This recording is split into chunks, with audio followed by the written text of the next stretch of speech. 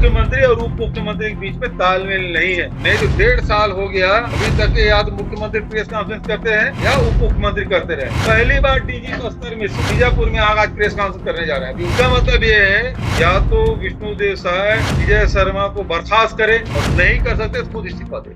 पूरे देश में कांग्रेस इस समय संविधान बचाओ यात्रा निकाल रही है। हर बड़े लीडर देश के कोने कोने जाकर संविधान बचाओ यात्रा के तहत आम जनता को जगाने का प्रयास कर रहे हैं। और प्रदेश स्तर पर जो भी लीडर हैं वो राज्य के विभिन्न जिलों में जाकर जनता के बीच संविधान बचाओ यात्रा का एक संदेश पहुंचाने का काम कर रहे हैं।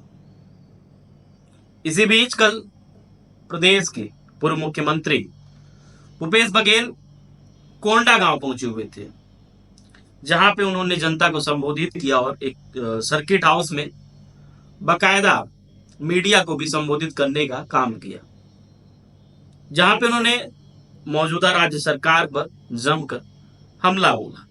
22 अप्रैल से ही अब तक सुरक्षा बल के जवानों को बड़ी सफलता हाथ लगी है और करीब 31 नक्सलियों को अब तक सुरक्षा बल के जवानों ने मार गिराया है, जिसको लेकर कल भूपेश बघेल कोंडागांव में पत्रकारों को संबोधित करते हुए मौजूदा राज्य सरकार पर टारगेट यानी कि निशाना साधा है। उन्होंने कहा है कि जो ये नक्सल ऑपरेशन के नाम पर ऐसा तो नहीं है कि कहीं आदिवासी लोगों की जान चली जा रही है। उन्होंने सरकार पर आलोचनात्मक रूप से प्रहार करते हुए कहा कि सरकार की जो नीति है, सरकार का जो काम है वो जनता के हित में नहीं है।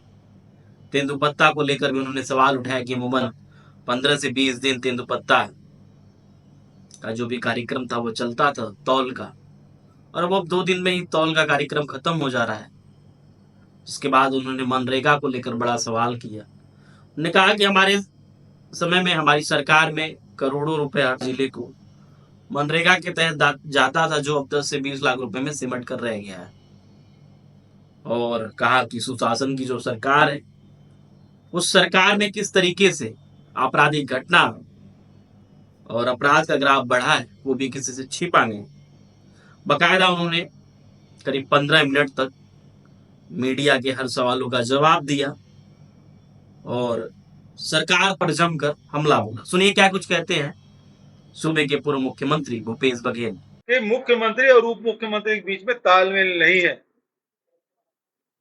नहीं तो 1.5 साल हो गया अभी तक या तो मुख्यमंत्री प्रेस कॉन्फ्रेंस करते हैं या उप मुख्यमंत्री करते रहे। पहली बार डीजी बस्तर में बीजापुर में आज प्रेस कॉन्फ्रेंस करने जा रहे हैं, अभी शुरू नहीं हुआ है। इसका मतलब ये है कि दोनों अपने में अड़े हुए हैं। अब वो सरकार की भत पीट रही है तो डीजी उतर आया है जवाब देने के लिए। 1.5 साल तक क्यों नहीं हुए इतने नक्सली ऑपरेशन हुए? डीजी का कहां बयान है? मुख्यमंत्री उप मुख्यमंत्री यही बयान देते रहे। तो मुख्यमंत्री ने जो बयान दिया है और उसका खंडन उप मुख्यमंत्री ने किया है, तो मैं तो कह रहा हूं कि दोनों मुख्यमंत्री उप मुख्यमंत्री रहने के लायक नहीं है, दूसरे पर विश्वास नहीं है। या तो विष्णुदेव साय विजय शर्मा को बर्खास्त करे और नहीं कर सकते तो खुद इस्तीफा दे, क्योंकि उसके मंत्री को उस पर विश्वास नहीं। यदि मंत्रिमंडल के किसी भी सदस्य को यदि मुख्यमंत्री पर विश्वास नहीं है, उसे तत्काल बर्खास्त कर दिया जाना चाहिए और इस्तीफा दे देना चाहिए। पहली बात तो ये कि सेना को उन्होंने फ्री हैंड दिया, सेना ने कार्रवाई शुरू की। उसके बाद 3 दिन बाद ट्रंप बोलते सीज फायर करो, आधे घंटे बाद दोनों देश सीज फायर की घोषणा करते हैं। दूसरे दिन ट्रंप बोलते हैं कि मैंने धमकाया कि यदि सीज फायर नहीं करोगे तो तुम्हारे साथ व्यापार बंद कर देंगे। भारत की ऐसी स्थिति कभी नहीं रही, कोई भी प्रधानमंत्री रहा हो, लेकिन झुके नहीं अमेरिका के सामने। ये कितना दबना है भाई? और सीज फायर कर दिए।